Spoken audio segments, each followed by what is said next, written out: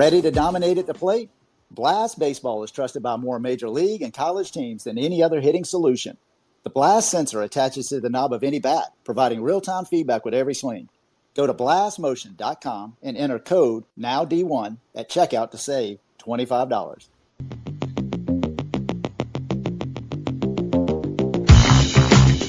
All right, everybody, it is 9 o'clock. Let's get right into it. We do this show every Monday through Thursday at 9 p.m. Eastern on X Spaces.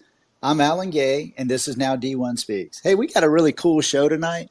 We have got Aaron Ariza. He is a 23 grad. He's out of New Jersey. Hey, Aaron, are you here? Hey, how we doing, everybody? Yeah, how everybody should be doing well, man. How are you doing? I'm doing pretty good. You know, I'm feeling pretty good. You know what I mean? Had a great summer so far. You know, having a good day so far. A good week also. So, doing pretty good. How about you? I'm doing great, man. Fantastic. Thank you for asking. So, why don't you go ahead and introduce yourself and maybe let us know where you went to high school, what your GPA was when you graduated, any travel teams you played with, and man, how did you get into baseball? All right, so my full name is actually Aaron Manuel Ariza. That's the full name.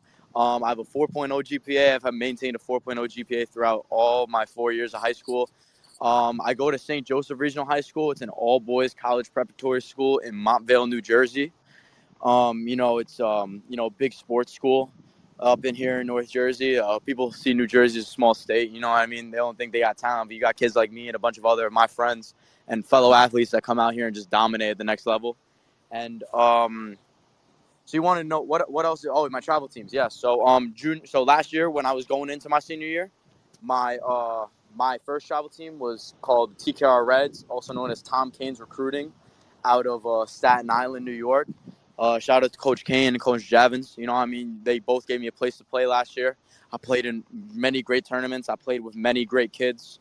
I played, against many, great competition. You know, I got a fair amount of recognition from them. They helped me, just take my game to the next level. And currently this year, going into the summer, I played for a team called Post 170. Coach Wayne Briggs was the coach of it. And, I had an amazing season with him until I unfortunately broke my thumb. Or not broke my thumb. I fractured my thumb partially. And, now I'm just kind of like getting back to using my right arm. But that hasn't stopped me from working the past month. All right. Hey, man, thanks for that great rundown. I absolutely appreciate it. Hey, who got you into baseball when you were just a kid? So it was my whole family, kind of. It was my dad and my mom that kind of pushed me to do it. I don't know. People don't know this, but I first played soccer. Didn't really like it. Then I played football. Really liked it. Played basketball. Really liked it. Then it came for the springtime. Then it was between lacrosse and, baseball. And I have a cousin. His name is Alejandro Mateo. He plays AAA for the White Sox. Shout out to him. He's doing amazing so far. Very proud of him. He was kind of a push too. My family was all like, "Nah, we got to get Aaron into baseball." You know what I mean? Because they all wanted me to. And then I ended up just falling in love with it because I realized how talented and what things I can do within my future. Okay. Hey, man, well-rounded. Played a ton of sports growing up and ultimately kind of landed on, I would say, probably baseball and basketball. That's probably the two sports. Yeah, that ended up being my main two. Okay. I loved football, but, coaches got in the way of it a little bit and kind of made me fall out of the love for the game of it. And then, baseball and basketball just always stayed with me as I played at a high level for both for I don't know how many years at this point. Gotcha. All right. I think when you roll through your run through of a little bit of your history, I believe you had mentioned that you are a catcher. I am, yeah, but I also play outfield. I wasn't originally a catcher. I was always an outfielder. I switched to being a catcher pretty late going into high school. I actually switched to being a catcher because, I was always pretty quick and athletic. And one time a team of mine needed a catcher. I got put in. I did pretty well. And, I ended up just falling in love with being a catcher. I love being a catcher. You know what I mean? And I thought it was too late then to switch, but hey, you know what I mean? That's what coaches are looking at me for now. It just shows my versatility, in my opinion. Well, I mean, that's pretty smart, especially when you're looking to play the next level. Not too many kids can only 100%. play one position. You absolutely have to be versatile. So what is it that you love about catching? I just love being involved with every play. For as corny as it may sound, I love it. It's an amazing feel. I feel like I hit like a home run every time I gun down a runner, which is pretty often in my opinion. I love a great feeling of mine. One of my good friends, his name is Tommy. He told me, and him and I have the same feeling about this. When there's a runner at third and a pitcher throws a ball and you block it, you're like, yeah, come on, like come here, like try me. You know what I mean? I love that feeling. You know what I mean? I love being able to take control of the game, and I love being able to help my team. All right. Hey, that's pretty cool. Give us some measurables. Give us some like your height and weight and maybe some pop time if you All have right, it. so I got you. So I'm 5'11". I'm 175 pounds, almost at that 180 mark. That's where my weight fluctuates between 175, 180. My pop time, so I stay anywhere. My best is a 1.89 that I've ever hit. My and in game I stay anywhere between like a low 1.9 and a high and like a middle 1.9. So I'll be like 1.92, 1.95. That's where I stay in a game. Okay. All right. Well, let me ask you something. This past season with your high school team, how did you guys do? We did all right. I'm gonna be honest. I played a lot of outfield. If I'm being completely honest, I played a lot of outfield. But I also caught. That didn't stop me from catching. That is what I want to do in college. But I did play a lot of outfield. My bat was my biggest thing. We did all right. We could have been better. It was a lot of controversy with a lot of the players. And I'm gonna say this as respectful as possible. I'm not trying to trash my high school coach, but wasn't, in my opinion, wasn't the best coach with the players that we had. It just wasn't like going right, if that makes any sense. But we did good. We won our league. We won our league championship. We lost in the semifinals for our counties, and then we lost in our semifinals for our states. It was very unfortunate. Both games we lost to our two rivals, Don Bosco Prep and Bergen Catholic. I have many great friends from both those schools, but end of the day, it kind of sucked that my high school career ended to them. Yeah, absolutely. But I tell you, there's such good baseball everywhere. It's tough to win. Man, when you get into the States, it is really difficult to advance, man. No question about it. Oh, 100%. Hey, so you kind of brought up your bat too. I mean, we talked a little about defense, playing catcher, good receiver, good arm. You're fast, playing a little outfield, and then you started talking about your bat. So, how would you describe yourself, man? Are you contact hitter, gap to gap?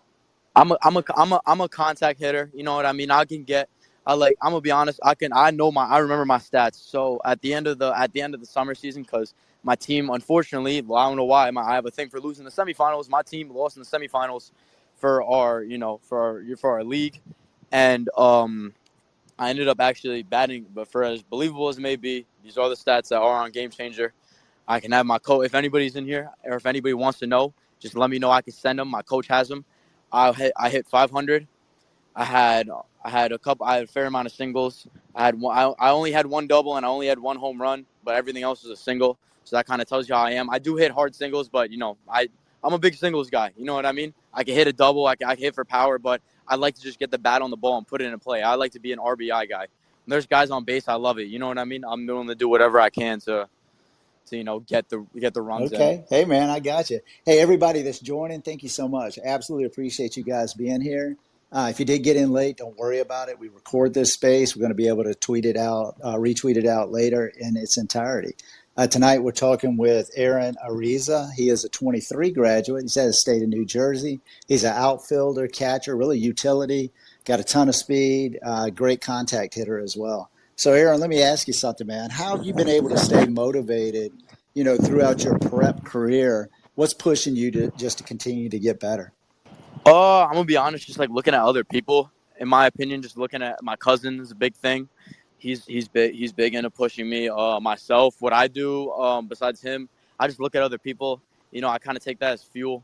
I'm gonna be honest. I used to not really, in my opinion, I wasn't one of these freshmen that was like ranked on PG. Like I wasn't anything like that. Listen, when going into high school, I was 5'7", 100 pounds flat.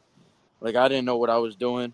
But then like that really when COVID happened, I really realized, hey, like you want to my goal in the end is to get drafted just like my cousin did and hopefully play for as long as he has been. But I want to, I just see that and I'm like I need to get bigger, stronger, faster, mentally more tough. I need to do a lot of things. So like me looking at myself in the mirror one day, it was when COVID started, honestly. It was like 2 weeks into it. I looked at myself in the mirror and I was like I really need to make a change. And this was me at like 14 years old because I'm a young, kid for my grade according to the other ones in my school because there are kids who graduated this year. They were like 19. They were like, 8. They were 18. Even though I'm 18, I just turned 18. So, I always was around older kids. You know what I mean? Yeah, absolutely. You're definitely young for your class age. So let me ask you something, Aaron. I mean, I've got to believe you probably have had a lot of memorable moments, big achievements on the field. Man, if you could just kind of single it down to maybe one thing in particular, what would it have been? And what'd you learn from it? I remember it was kind of like this is why I would say my breakout game was last year of I always had like a moment from each game. But I'm gonna say like my biggest one happened last year when I was a junior. We played a game in something called the Boston Open, and this is for my TKR team, and I did good. You know what I mean? I started out, I got a little bunt, got to first little bunt single. Then I ripped the ball. It was like 90 something off the bat with wood, and then I hit like I didn't hit. It wasn't a home run, but it was almost. Hit the fence. I threw out a guy, no air, nothing got past me. Unfortunately, we ended up losing that game due to some pitching mistakes. Actually, no, we didn't lose that game. That's the wrong one. That was the game before. I remember I actually won us the game, kind of on like a little game winner thing I saw. So pretty much, our pitcher was struggling, and there was two outs because we got some, lucky ground outs, and the kid got walked on first. And I knew he was running, so he threw a curveball, a little wild. I, kind of cheated a little bit, got it, and I threw him out. We win the game. And I remember I go over and I was like, I do this. I was like, I really do this. And that was when I truly believed, like, hey, like I could really play like, college baseball. Like, and I wasn't like being vulgar. I wasn't trash talking. I was just saying, I was like, I really do this. I was like, I don't want anybody to keep trying me anymore. I was just showing how passionate I was. And like, I just wanted that day to like show like, because there was a couple colleges that were watching us. The stands had a couple college coaches there, which is one thing I thank TKR for, getting me in front of a lot of colleges. I feel like I really showed them like, wow, like who is this kid? He can really play. Man, I love it. I do this, man. I love this. So TKR Reds, that was the travel team, right? Yeah, that was the travel team from last year, not this Gotcha. year. Post 170 was this year. Yeah, post 170 was All this year. right, Yeah, I'm on it. Hey, I love that. Hey, I do this. I got you. So, yeah, exactly. That's what I want to be my thing in is that right? college. I do this. Yeah, I want that to be my thing in college. Because listen, I'm gonna be honest. I mentioned it before. Now I'm not trying to listen. I don't want any coach like that's in here that's gonna see this to think that I'm trashing my high school coach. But in my opinion, if someone's not a good person, I'll genuinely think they're not a good person. I didn't think he was the best person, but you know what? I learned how to shut up and listen to my boss, which is a problem that some people had in my school that they didn't know how to do that. But like I remember, he put me in one day. After in my opinion, I was getting cut a little bit of playing time. I did my job, and that's why I screamed when I was on second. I was like, I do this. And I wasn't screaming towards the other team. I was kind of screaming, towards him to show him, like, hey, like, you've been, you got me. You know what I mean? Like, I could really produce for you. Hey, man, I hear you. You got a ton of enthusiasm, man. Hey, let me ask you something now. You just graduated St. Joseph Regional. That's I Yeah. know it's a good athletic school. You kind of already talked about that, but it's got to be a big time hmm academic school as well. And you graduated, Yeah. you graduated a 4.0. So how did you balance the two, man? Talking about academics and athletics. I'm gonna be honest. I'm gonna be honest. It's just waking up early, and something that I do is I have a bunch of little sticky notes and just making a list. So during basketball season, varsity practices would happen at the end. You know what I mean? Happen around like 5, 6 o'clock. So I would know, I got enough time to do my homework. I would wake up early. I would make sure I have everything done, or I would study for a test. Then I would go to school, and then that time from when I got out, and I get out pretty early. I get out around like 2 o'clock. So I would get out, make sure all my homework's done, and I would just wait for practice. And then after practice, I would either go to my house and hit off my tee and do like my catching work, and then work out. Or if it was cold outside, I would just go to a gym called Impact Zone, and they have like a turf area where I was honestly able to do stuff, and they had a weight. It was a very like great gym. To help me out a lot, honestly. I would come from basketball practice, so I'll be a little tired, but I'll still be able to do my baseball stuff, and I would have a couple of my buddies come with me. It would help a lot. But I got lucky with some of the work I had. I never really had like a crazy amount of work. Like it was hard, don't get me wrong, but it wasn't like I wasn't like drowned with work like a lot of people that I know. A lot of like schools that they go to. Hey, man, you're just a smart kid. Ton of energy. You're using great time management, and you just got things done. Nothing wrong with that. Hey, you've already mentioned, Yeah. you've gone through quite a few names, kind of in your family that are really super athletic that have gone on. You got your cousin. I think he's playing AAA. You got a couple of friends that are probably already going on to the next level as well. You've mentioned Yeah, a couple of I have, great yeah. coaches. I mean, you've kind of surrounded yourself. If you could kind of narrow that down, who has really been very influential in your development? So I can start with a coaching standpoint, then I'll move on to the people who are not coaches. So first person, his name is Ani Ramos. He coaches a very popular catching clinic. He used to actually be a coach in my high school, but he actually left when I was going into high school, and I was kind of sad. You know what I mean? I'm like, this is my guy. He helped me a lot. You know what I mean? He's surrounded me with a bunch of other coaches. He helped me hone in my skills. He helped me become mentally, more sane. I'm not insane, but he made me become mentally stronger, if that makes Yeah, sense. sure. And then another guy who worked with him, his name is John Kroger. I wish I want to show him this. I want him to see this. John's like another father to me. Like, I love him. You know what I mean? He's helped me a lot with college, helped me a lot with baseball. Put me on his Twitter. I mean, to get people to look at me, and he believes in me, which is someone that I needed. He gave me chances and stuff. So it's something that I appreciated from him, and I love him to death. You know what I mean? Another coach, his name is Fran Fitzgerald. He used to play for the Orioles way back in the day. During COVID, I went to him a lot. I still go to him a couple times, but how busy I am, it's been a little hard to get some work in with like other people instead of just by myself. But Fran, he was an amazing coach. He was an amazing person, great motivator. He helped me build up my confidence, which is something that like no one else is really able to do. He really put confidence in me and made me believe in myself. Funny story about him that I tell to a lot of people when I tell him about him. When he was in the minor leagues, him and the four other catchers were with their coach. And I don't know if you're familiar with those pitching machines that spin with the wheel, but back in the day they had a coach, and he made all the catchers put on their chest protector, and he revved the machine up to 80 miles an hour, and maybe made him stand like 6 inches away from the machine and put a ball in there and let it hit him in the chest, Good which is a gosh. crazy story. And I think if someone did that now, they probably get called for abuse. But listen, he did it. Two other guys did it. The other two didn't do it. There's three catches the next day. That's all I'm saying. When there was five the day before.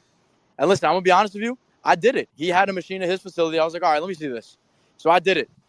I felt like I got hit in the gut with a car. If I'm being honest. That's a little insane right there. And that was Fran Fitzgerald. Oh, I know. Oh yeah, Fran Fitzgerald. Those are three coaches, and also my two summer coaches. Wayne Briggs, he's the coach for me this year, and Tom Kane, the coach for me last year. Just like both of them, great people, gave me places to play and put me in front of a lot of coaches. So those are the coaches that really like kind of helped me.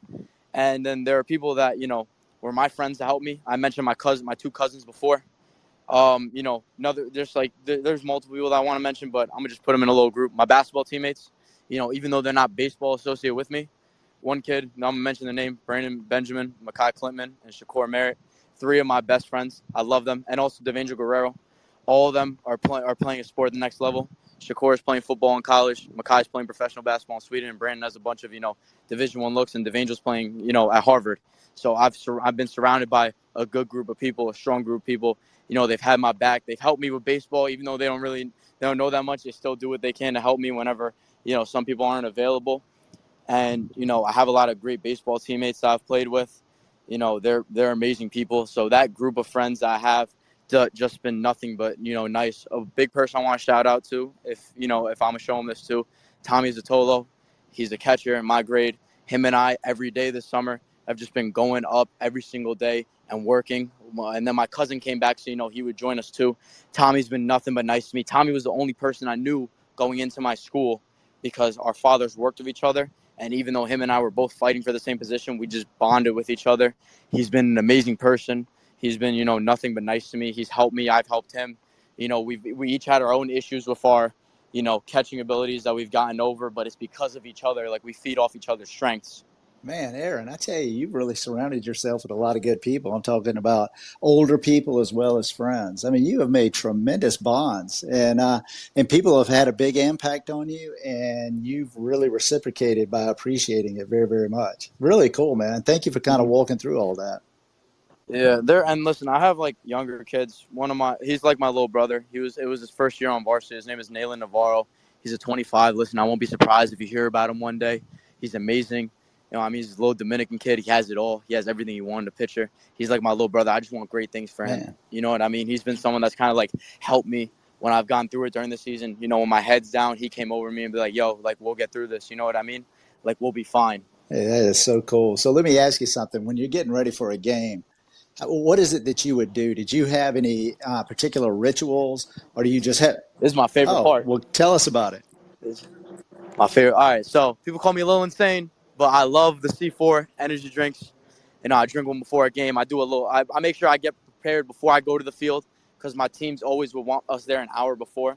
So I do. I drink a little energy drink to make sure I'm good. I don't know. I have sleeping issues, which is something that I've been battling with for a while, and I take that and it helps me. It's something that helps me. It's something that's been helping me. So I make sure I stretch every part of my body. I make sure I'm mobile. I want to be as flexible as possible when I'm behind the dish.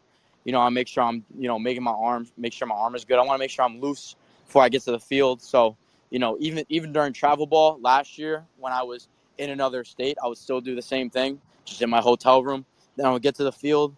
Coach would do BP. I would always make sure to do some work with with the other catcher before, throw to me, block with me a little bit. It was easier this year because what I was able to do this year is I was actually able to go up to my school and do some prep work with a machine. I would just do a round of receiving, round of blocking, round of transfers, and then hit for a round, then go home. I'll make sure I was loose like a couple hours before the game. Then when I get to the game, like I said before, I make sure I talk over, what I'm trying to do with my pitcher. I never really had a scouting report on anybody, which I kind of wish I did because it would make my life a little easier. But I never really had a scouting report on anybody. All I could really go off was just PG grades and stuff like that because honestly, that's what we would do. We would just search up the other team on PG and see how many players we could find. So, that's what we would do. That's what me and my friends would do because we were just really invested in that. Even this year, we would do that for some kids.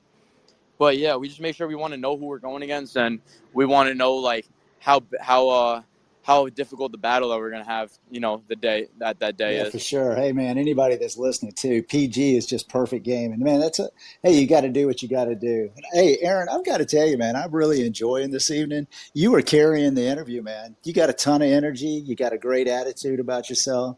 You're recognizing everybody that's had an impact on you. You're talking about the game in general. You're talking about the game and the way you prepare yourself. And one thing that was just kind of running through my mind is you started talking about C4 and that you love energy drinks.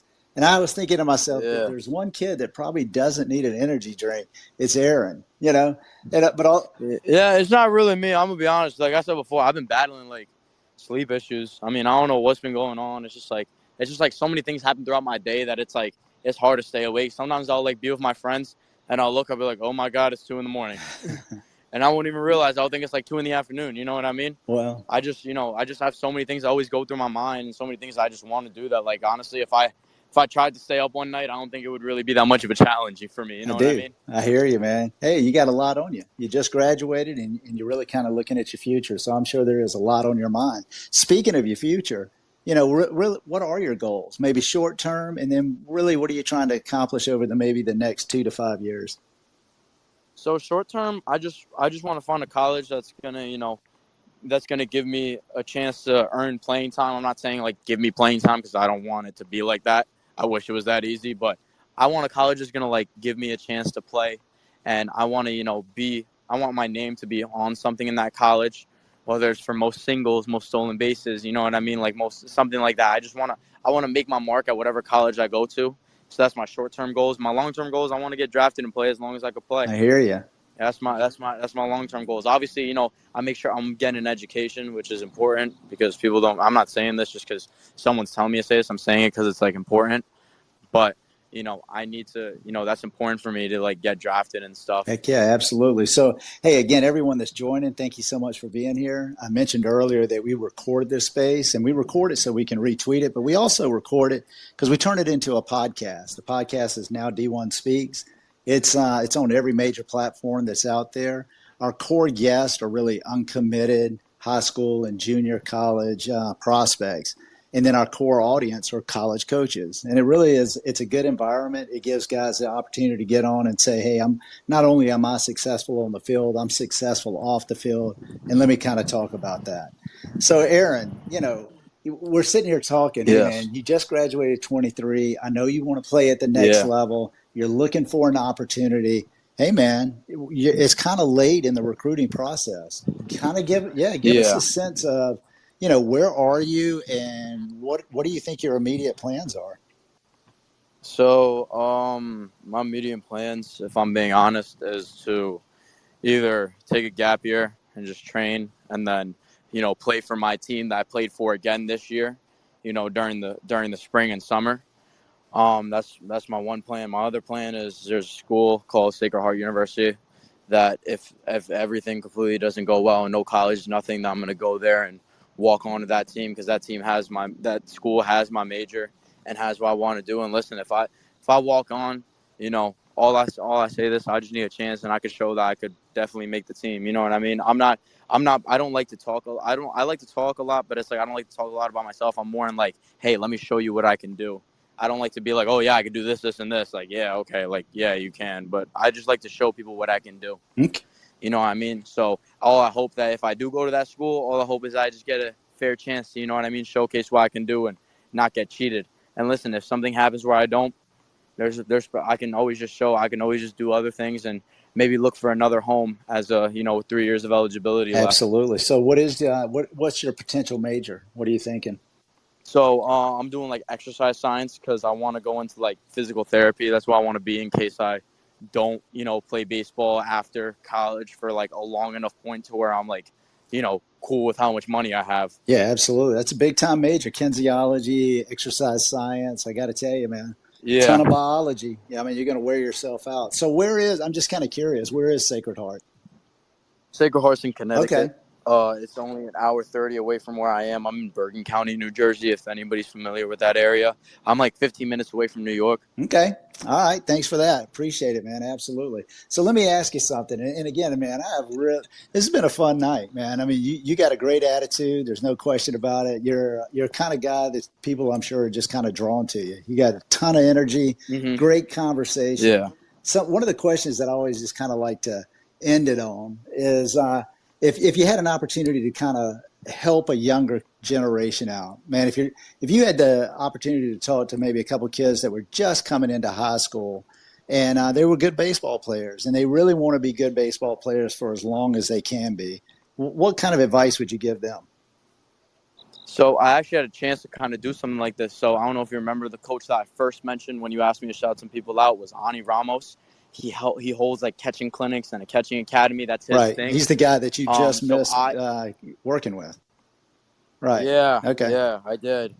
And I needed to get some work in because I got, like I was out for a little bit with baseball, and I just wanted to get like my fundamentals back a little bit before I like got into my first game of the season.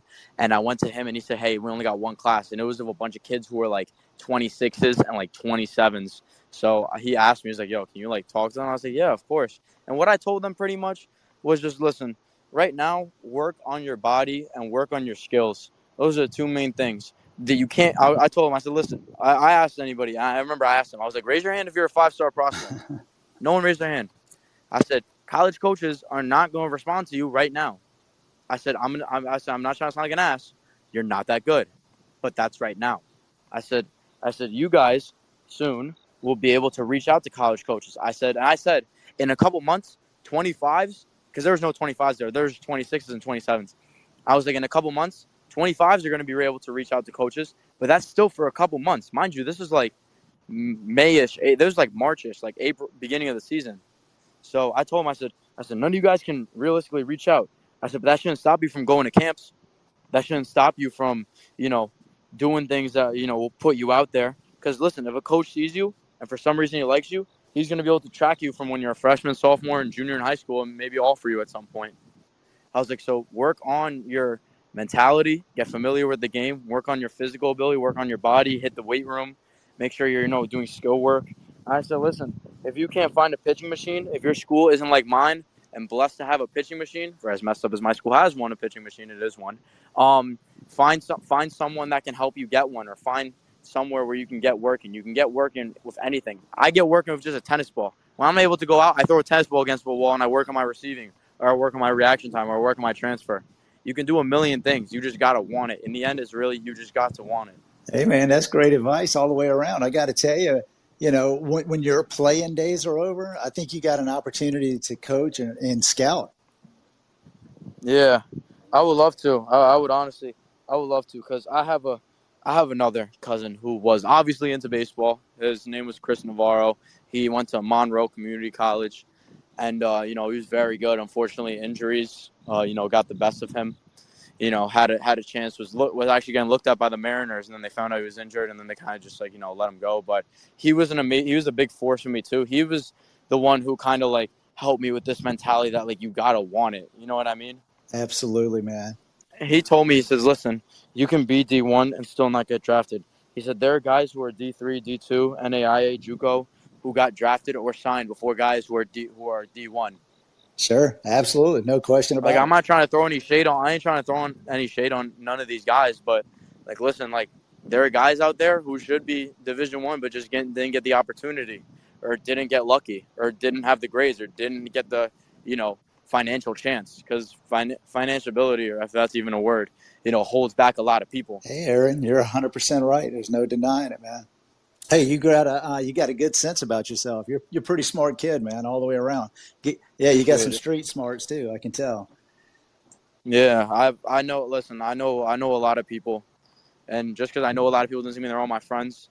I know a lot of people who struggled. I know a lot of people who've been through bad times. I know a lot of things. I've seen, things. So I know what's right and what's. Well, I feel like I know what's right and what's wrong, at least. Absolutely, I can tell. Hey, man, I have really enjoyed this evening getting to know you. I hope you've enjoyed it as well. Listen, I've had a great time. Talking to you. Hopefully, there are college coaches that will see this and will show interest in me and will be willing to work with me, because my main thing is, honestly, if I could, I would love for the coach of Sacred Heart to see this and be like, you know what, we'll give the kid a chance. It's just we'll redshirt him or something like that. You know what I mean? So we don't do anything with his year of eligibility. That would honestly be, if that happens to me sometime this week before, or sometime if he sees this and something like that happens. Honestly, I'm all his. You know what I Man, mean? that's awesome, man. I am wishing you nothing but the best of success, man. You got a great attitude. I appreciate it. Absolutely.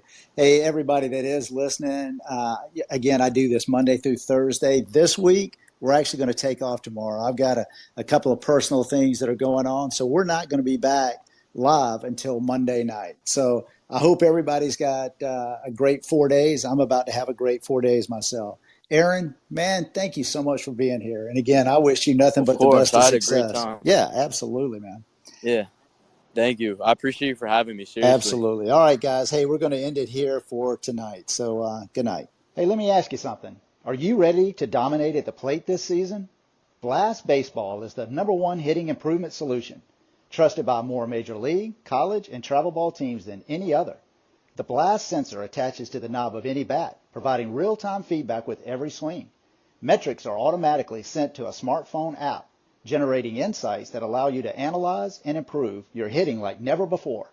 Go to blastmotion.com and enter code NOWD1 and you will save $25 at checkout. Unlock your potential with Blast.